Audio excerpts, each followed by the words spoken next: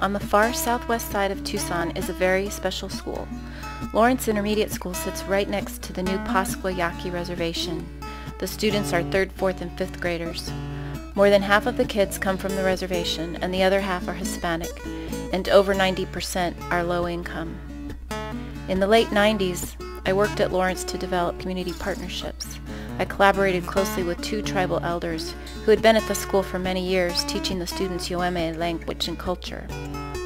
Our team created a garden at the nearby Elder Center and an outdoor habitat and weather station at the school. We had dozens of school and classroom projects related to culture, language, science, and a sense of place.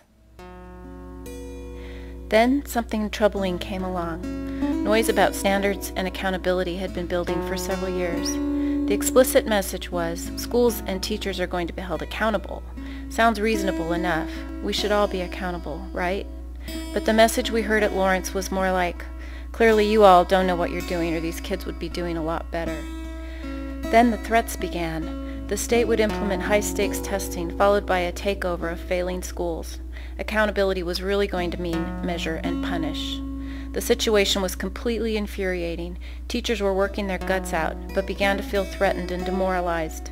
Personally, I wanted to invite the Arizona Department of Education to take Lawrence over tomorrow if they thought it was so damn easy.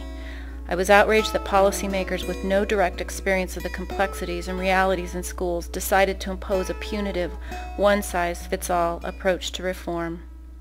I knew it would be bad, but actually it was a disaster. The moment Nickleby became law, the elders were gone. They were not highly qualified. To my dismay, it became clear that funding and support for enrichment would be gone. I spent the next several years firing off letters to the editor and watching the school fall right into the label and punish system as threatened. By the time the state restructuring happened, it really was the only thing that could be done. Educational historian Diane Ravitch says in her book, The Death and Life of the Great American School System, that public education is in peril and the time has come to revive the conditions that make learning possible. I suggest we start by hiring the elders.